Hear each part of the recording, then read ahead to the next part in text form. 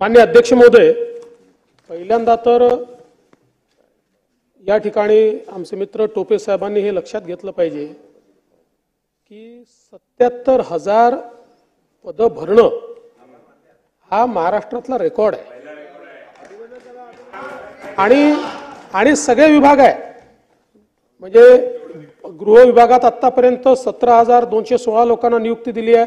वैद्यकीय शिक्षणामध्ये प्राध्यापकीय 794, अधिपरिचारिका 1650, तांत्रिक व अतांत्रिक 434, सार्वजनिक बांधकाम विभागामध्ये जवळपास गट ब मध्ये अभियंते 405, स्थापत्य अभियांत्रिकी सहाय्यक 1344, कनिष्ठ अभियंता 584, सामान्य प्रशासनामध्ये जवळजवळ 2000 पद भरलेली आहेत। महसूल विभागात जवळजवळ 2160 एवढी पद भरली आहेत। सार्वजनिक आरोग्य विभागात 1447 पद भरलेली आहेत।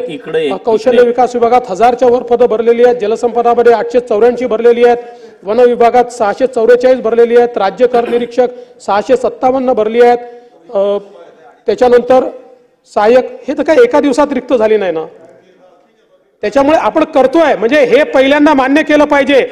एका सरकारच्या 2.5 वर्षाच्या काळात 1 लाखपेक्षा जास्त भरती, 1 लाखपेक्षा जास्त भरती, 1 लाखपेक्षा जास्त भरती।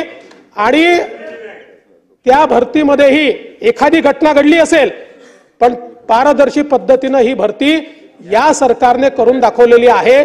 ठीक आहे, तुमच्या आता यांनी सांगितलं